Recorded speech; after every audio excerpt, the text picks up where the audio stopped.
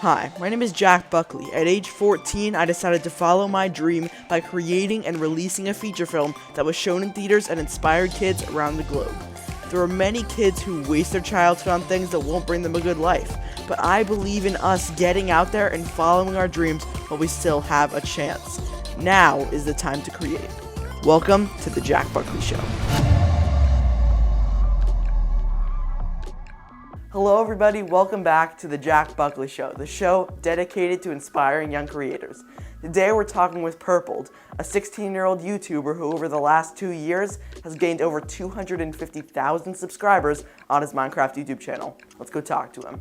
So Purpled, why don't you give us a little bit more of an introduction about yourself? So my name is Grayson. People know me as Purpled. I run a Minecraft YouTube channel. I've been doing that for a little over 2 years now, but I've been playing Minecraft for probably 7. It's been the main game I've played. I really haven't deviated from it too much. Pretty much my whole childhood, I've just played Minecraft, and just recently I've started to play other games with friends and stuff, but for the most part, it's just been Minecraft. I'm a 10th grader. I'm 16 years old. I guess maybe not a 10th grader anymore, depending on what you consider what grade I'm in, but I live in Virginia, and that's about it. Cool. Awesome. So I suppose we should get into the questions. So my first question for you is just a very, very simple question, and I just want to know, why Minecraft for your videos, and further than that, Bed Wars? How did that come about? So, like I said, I have been playing Minecraft pretty much for as long as I've been a teenager and a preteen and whatever. So it was just kind of natural for me to apply the skills and what I learned while playing Minecraft to a YouTube channel. But initially, it wasn't intended to be like, when I originally thought of the idea, it wasn't, hey, I want to make a YouTube channel and get famous or anything. I just had a friend that I met. He was a small streamer. He had maybe 200 subscribers, and that looked pretty fun to me. So I just started streaming. I streamed some Bed Wars, and at the time, Bed Wars had only been out for 6 months, and it was definitely the game I had been most attached to. I think at that point I was on the leaderboards, so naturally, because I was good at the game, I wasn't very good at talking yet, so my early videos and streams were kind of awkward, but I thought, hey, my friend does it. It looks like a lot of fun. I'm just going to do it just for fun. And then as time went on, it evolved into more of like a more serious thing. So continuing with that, I'm just wondering, your channel blew up last year, going from 9,000 subscribers last April to a current 141,000. So I was wondering, was there a turning point in your channel that made that happen? So when it comes to a turning point, there wasn't a specific video, at least not that I'm aware of, that really blew up and blew my channel up. But the month I always think about when I think about my channel exploding is September of 2019. It did start a little bit before that. I think on July 4th, 2019, I hit 15,000 subscribers, and at the end of September, I was somewhere around 50,000. So in that 2-month span, my channel just really took off. A lot of my videos there weren't really any that were like getting 1 million views or anything. Most of them just capped out at maybe 100,000, 200,000 views. But just all of them were consistently hitting decently high numbers. And that month, even with school, I really tried my best to take advantage of that and upload a lot, stream a lot, and I kind of rode that wave as it happens. I don't know exactly why YouTube started recommending me more. I didn't really have a change in my content. Everything was mostly the same. It just happened to blow me up. And then after September and October, it went back down a little bit, but still the rate was like permanently increased. Like it was, since then, I've never been I've always grown faster than I did in like that July and before that. Yeah. And another thing that's really cool that you do on your videos is you include subcounts in the description, so you can almost follow along with your progress just by watching videos. Yeah, so that idea actually was from a fellow YouTuber, Target 3D Gaming. I think I started this, I don't know when. It was when I wasn't like a super small channel, but I was decently established, maybe a couple thousand subscribers. I just thought, hey, this is really cool. So if someone watches my videos, they can see, oh, I wonder how big this guy was when he posted this video. And then as you go in the video, it just kind of like, at the time when I post the video, it's like, duh, obviously he's at that many subscribers. I can see it right there. But going back a couple months, you can see, this is what he's at then. And especially in times like that September, you can see like video to video, like dramatically increasing. And then other times, it kind of plateaus out and then it goes back up. So it's just kind of like I don't know, a time capsule. I don't know exactly what you Yeah. call that, but just like Yeah. a way to look back and see what my channel was like back then. Yeah, definitely. That's super cool. So my next question is, your video style is really unique because you make viewers feel at home, mainly by telling your viewers about your day, telling stories, and making them feel like they're watching a friend, not a YouTuber. So I'm wondering, how did you develop that style in your videos? So from the beginning, I never really wanted to be like the stereotypical like yelling YouTuber, which nothing against that some people like doing that, and I'm fine with that. I just personally want to just have a conversation with them, even if it's just a one-way conversation. Just make stupid jokes, tell stupid stories, and just for the most part be pretty casual. You know, sometimes if I'm playing with friends, I can get loud or something like that. But for the most part, yeah, I really just like to keep it casual. And I don't want people to like have a headache after someone yelling all the time. And I've actually had friends tell me, they say like, hey, out of all the Bed Wars YouTubers or Minecraft YouTubers, I've really liked your style because you just seem very chill. You seem like just a real person while recording. And I've tried my very best to keep that consistent throughout the years. Yeah, that's awesome. Yeah, that's one of the main reasons why I like to watch your content. Just it's very, very, just like you're watching a guy you know in real life. Yeah. Yeah. That's the goal. Really interesting. Awesome. So my next question is, you have a very fast-paced and interesting editing style, so I want to know where that originated, and is that inspired from anyone? Bed Wars in general is, for the most part, like a medium-paced game. You know, there's some games, if you're aware of like UHC, where it's a lot slower paced, especially in the start, so you kind of have to draw the video out a bit more. But Bed Wars, I can record multiple games, and there's a lot of times where you aren't doing much. There's a lot of times that you are doing much. So just to kind of stitch the action together, I don't want to leave a lot of just me running around doing nothing, because even if I'm talking about something interesting, no one really wants to see me walk around.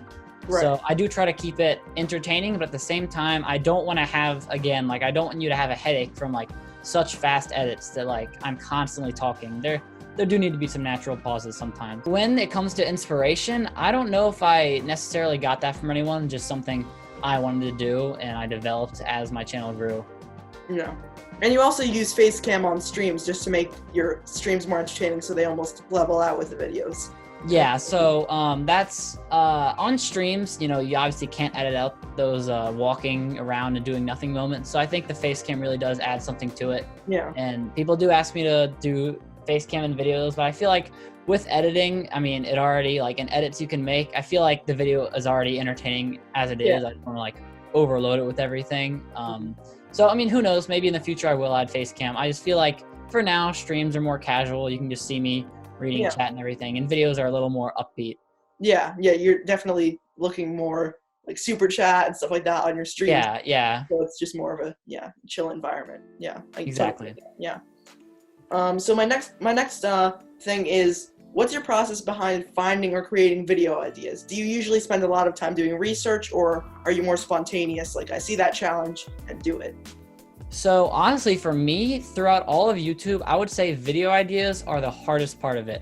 I'm not going to generalize and say it's like that for all YouTubers or even all Bed Wars YouTubers, Minecraft YouTubers. Just for me, I've always struggled thinking of a consistent stream of ideas because, you know, with Bed Wars, there are only so many things you can do. And of course, like, I found a way to do it for 2 years, but it's not like I thought of 2 years worth of ideas instantly. It kind of just happens as it happens. Like sometimes I'm thinking about something, I'm like, oh, there's this new game mode out. So you have, for example, I remember one time there was this armed Bed Wars game mode where you could like kind of shoot people and upgrade guns. I was like, okay, that's cool. It's like a ranged weapon. And I thought about like, if everyone attacked us, then I thought, okay, that's kind of like a zombie apocalypse, like the zombies attacking us like Walking Dead or whatever. And that's how I came up with the idea for the zombie apocalypse video. Yeah, so sometimes they're like, they have a long string of like connections like that. And sometimes it's just, for example, well, I don't know, I'm trying to think of a recent video of mine that was very simple. I don't know. I can't think of one off the top of my head, but sometimes it's just like, hey, I have a story to tell. I'll just tell it. Yeah. But really, that's a part that I honestly haven't really gotten down. I haven't super like nailed it. Sometimes I'm just sitting here at my computer for like 2 hours saying, okay, I need to think of a video idea, but I just can't think of one. It's because it's not something you can just, it can't just like appear in your mind all the time. You just have to think of something because they're all unique. It's not like there's a system for it.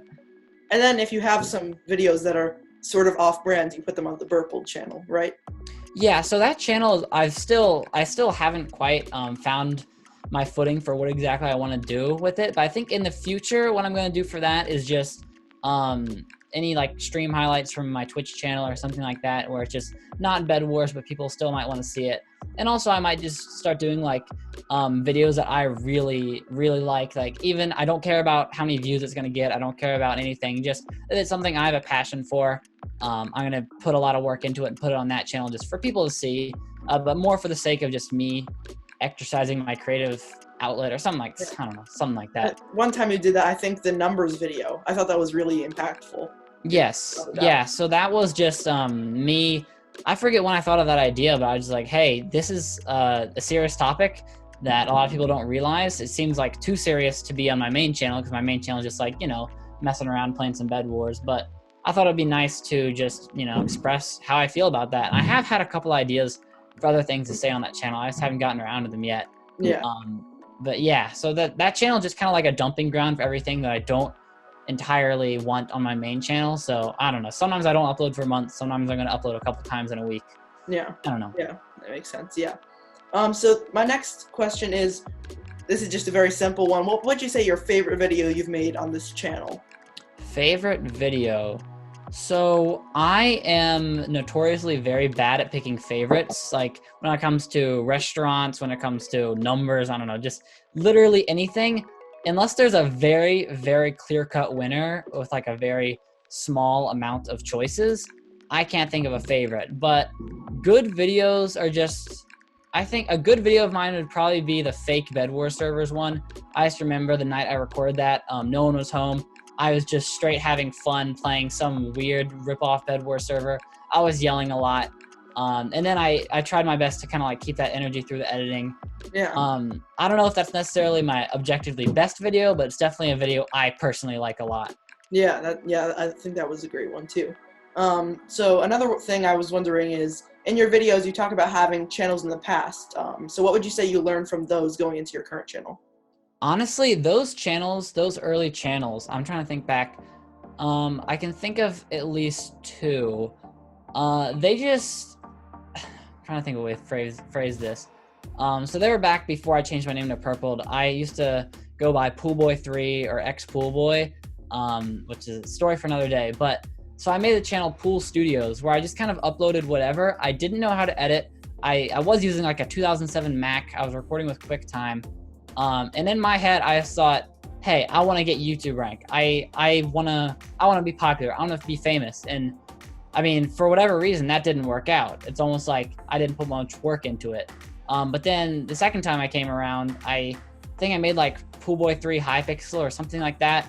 And that was for my guild. I was making a theme park and I uploaded maybe 2 videos to that. And again, that didn't really work. But the third time around, or I think it was the third time, was this channel. And I started not worrying about being famous, not worrying about like trying to get a certain amount of subscribers, just me having fun.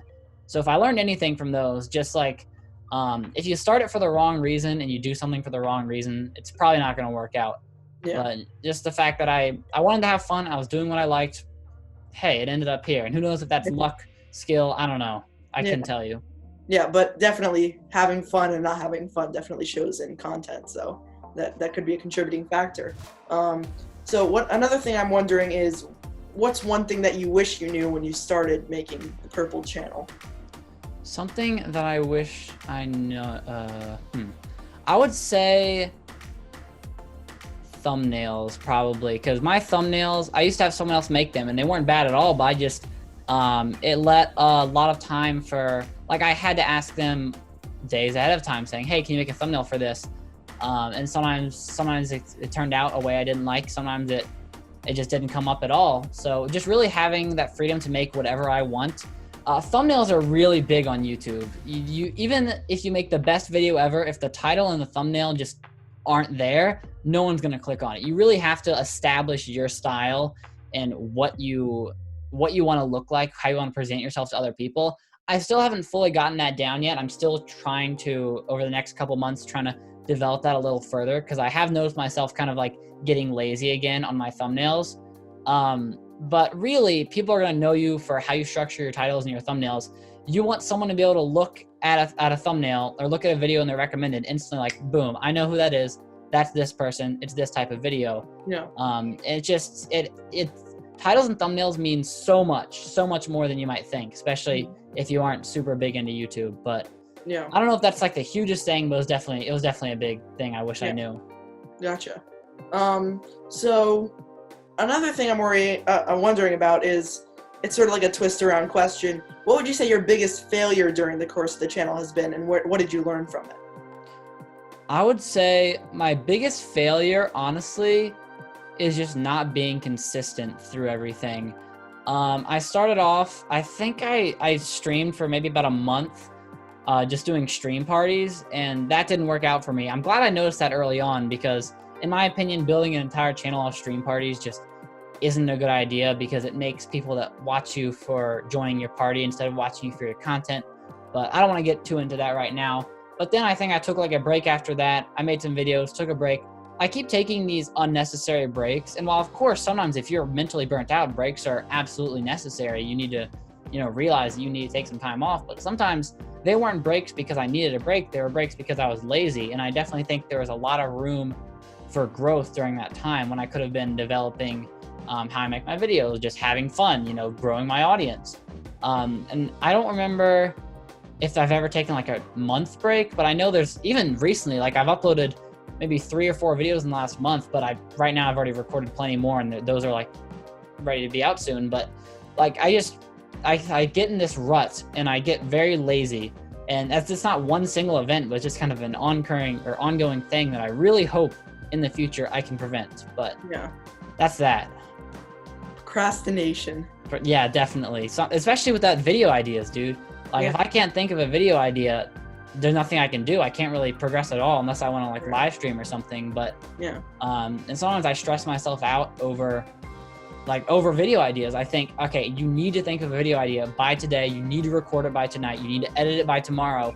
And when I put those like insane deadlines on myself without having an idea, it just kind of crushes me. It's like telling someone to think of a really creative, great new invention by tonight, and it's just not how it works. Yeah. So, I mean, of course, it's not the exact same thing, but It sort of is. I mean, you're sort of inventing a video. Yeah. Yeah, definitely. So I'm wondering, do your family and friends view you any different now that you have a successful YouTube channel? Honestly, I haven't really informed my family too much about my channel. In fact, they were not 100% sure of my channel name until my Silver Black came in. But so they don't really change at all. I mean, of course, they do let me be on the computer and be downstairs a lot more than they would normally let me, because I am doing more important things than I used to be doing. But that's mostly the same. But friends, I would say they've changed a bit. Like there's always like the same jokes about like, oh, he's a Minecraft YouTuber. Oh, can I have your autograph? Stuff like that, which can be very annoying. But it's not an awful thing. It's just a little bit annoying. It's still like I haven't had anyone suddenly try to be friends with me because I'm a YouTuber. I haven't had anyone like not be friends with me anymore. From what I know, everyone still views me mostly the same. They just know, hey, on the side, he has a YouTube channel. That's pretty cool, but he's still the same Grayson I've known for X amount of years. And so this is sort of a, not necessarily regarding your channel, but just in general, who have been the 3 most influential people to you? In my life, just in general? Whatever you want. It can be anything. Okay, so the person that I referred to earlier, the 200 subscriber streamer that inspired me to make my channel, his name was Secret Fish. I actually didn't even know him for that long before I started my channel. I think I met him in a Bed Wars game. Like we were just talking in a Bed Wars game. It was a very long game. And then afterwards, like I checked out a stream or something like that. But so he was the reason I started YouTube. And other inspirations, honestly, my big brothers, both of them have definitely raised me to be competitive. In a house with 3 brothers, it just naturally just makes it very competitive, especially with video games and everything. Like Super Smash Bros, they never let down on me. Any game we played or any physical sport we played, and me being the youngest one, obviously I was at a disadvantage, but they never went easy on me, and it raised me to be very competitive. which might be the reason I wanted to get on the leaderboard in Bed Wars, which led to the channel. I don't know. I'm not entirely sure about that. Maybe I was going to do that regardless, but they definitely raised me to be very competitive, which helps me out a lot in my life now. Yeah, definitely. I could definitely see that. So this is sort of more of a segue towards Bed Wars itself. So I'm wondering, do you have any Bed Wars stories that you wish you caught on camera that you didn't? There are honestly so many just cool plays, funny things that happen that I didn't happen to be recording at the time. And every time one of those happens, I say, okay, I'm going to open up OBS. I'm going to turn on a replay buffer, which basically it's always recording, but it only records like the last 2 minutes or however much you set it to. So it's really easy, and I can just press a button and save the last 2 minutes, but I never have it open. And then every time something cool happens, I say, okay, I'm going to open it up now and record all future things. And then I do it for like a couple hours, nothing happens. Like, okay, I'm tired of this. But then next time something happens, I just say, okay, I want to record it, but I never do. I mean, I've never been a guy to make montages, but still, they're just over the 7,000 games of Bed Wars I've played. There's been countless funny moments and like hackers, just funny things in chat. Like, I really wish I could share everything, and I wish I could even just remember it myself, because there's probably so much I've forgotten about. But just unless I'm recording everything, there's always going to be tiny little things that I never remember and I only see once and never get to show anyone. Yeah, definitely. I can understand that. So I'm wondering as well, this is a question that I got from my friend. Do you contribute any of your Bed Wars success to your ping? And have you tried playing Bed Wars on someone else's system where you have worse internet? And does that affect your gameplay at all? So actually, when Hypixel, like when I was first on Hypixel in maybe 2015, 2014, I didn't know it, but I had really, really good ping. The router was right next to my computer, and the servers, Hypixel server, is actually located in Virginia. So I do remember someone saying to check my ping. I didn't know what that meant, but after figuring it out, I had like 7 ping or something like that. But of course, me being like 11 years old, it couldn't really help me out very much. And once they moved their servers, my ping got a bit worse, but still good. It's never been like the godly 20 ping since then. It's just kind of the standard good ping. Even now, I mean, I'm in my basement, so it's not going to be the best in the world. I think I don't know. I haven't really looked at my ping in a while, but I think the fact that I don't have bad ping helps me out more than the fact that I have good ping. Have you ever had a fan recognize you outside of like your school? Honestly, because I have only shown my face in my face reveal in streams, I would say that like less than half of my audience is aware of my face, because still every time I stream, some people say face reveal, is this a face reveal? And you know, just that's on me. I never wanted my face to be super public. I actually once I did make another video with my face in it, but looking back on it, like a couple months after I made it, I didn't really like it, so I just unlisted it. So really, there's one video, it's the face reveal, and then the streams. So honestly, I don't think a lot of people know what my face looks like, and I don't really... Video. What? And then the Wii video. The Wii video, that's true. I actually forgot about that. So that video didn't like get a crazy amount of views, which is fine. So honestly, I wouldn't be surprised if a lot of people don't know about my face. And my channel isn't the biggest thing in the world. I mean, 140,000 people, that's still a lot of people. But you think about the scale of the world, you think about even people with like millions of subscribers, that's only still 1 in every like 1,000, 7,000 people that subscribe to your channel, or whatever the math is. I might have gotten that wrong. And they're just people that don't notice, people that walk by you. For all I know, maybe someone's walked by me before that knew my channel, or maybe someone has recognized me. They just didn't say anything, but personally, never happened. Gotcha. So what I'd like to know is, do you think that YouTube could be a career path for you in the future? And do you think it's a good thing for aspiring YouTubers to pursue? I think YouTube could definitely be a career path for me if I switched away from Bed Wars, because as much as I could do Bed Wars for X amount of years, eventually the viewership for it is going to die down. Eventually my loving for the game is going to die down. There is going to be like a expiration date on the game. But I think with just the boost I do have, like 140,000 subscribers, I could apply them to any other game. Of course, a lot of them would, you know, not watch my videos anymore because a lot of them are only here for Bed Wars. But the people that are here for me, or they still would enjoy my other content, would still want to, you know, watch me do whatever else, something else that has a lot higher potential for viewers or anything. For example, whatever, like a new popular game, or even just like beyond games, just like in real life content. Because you see, like, other than a couple people like, you know, Markiplier and Jacksepticeye, most really big YouTubers aren't gaming YouTubers. They're just kind of like real life stuff YouTubers. And if I would really want this to be a career path more than anything else with longevity in mind, I would go for that. But for now, I'm just focused on having fun. I'm still in high school. I'm not going to worry about it. I'm just thinking about all that stuff in the future. Gotcha. So I actually skipped a question. So this was off of the fan question. So do you view your fans any differently now that you have a large channel?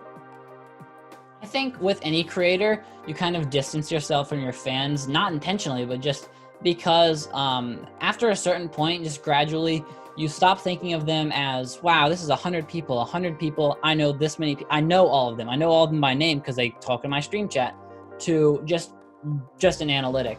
I look at my analytics, all I see is numbers. As much as I can try in my head to think, wow, this is X amount of people doing this, it just doesn't work. You know, the human brain isn't built to process that many people, especially focused on you. And when you start thinking about it too much, it gets a bit egotistical, and you never want to go there. So it is just become more and more of a number.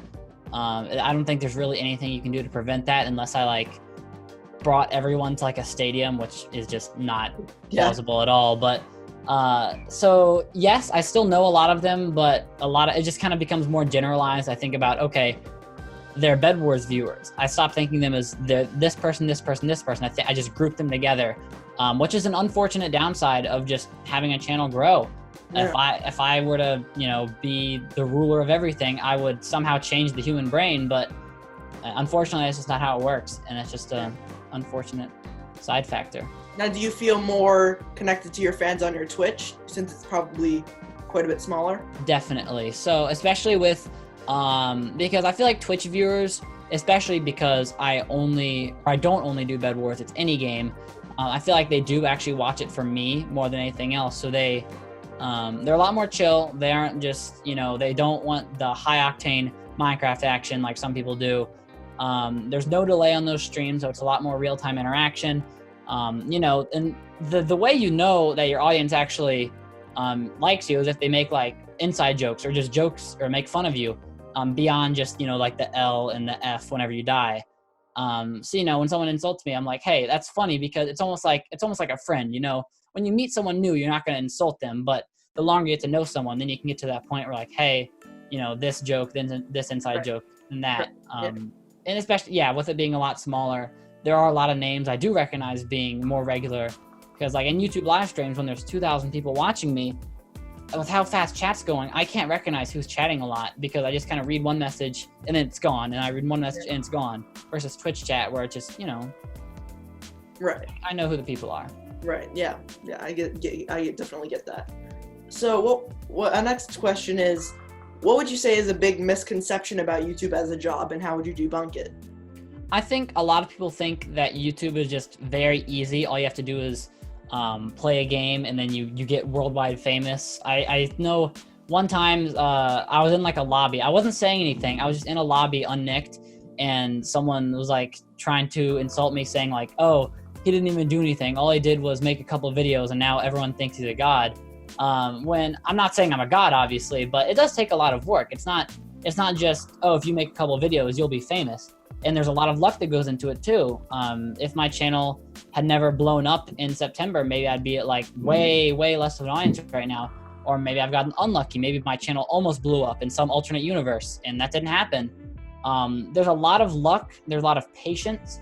And there is a lot of like studying the analytics and knowing what your viewers want to see and what YouTube wants to see that people just don't really see.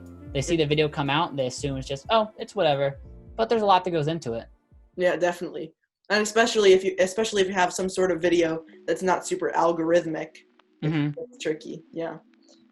So what are your ambitions for the future? Do you have any goals, and do you know where you want to end up in, say, 10 years from now? Honestly, when it comes to YouTube, my mind is always changing on what I want to do. Sometimes I think I don't want to do Minecraft anymore. Sometimes I think I want to keep doing Bed Wars for X amount of years until it doesn't really exist anymore. So that is always uncertain. I'm not really going to worry about what I think. I'm going to worry about what I do. But in terms of life, I still want to go to college. I still want to graduate, like a 4-year college, a good college.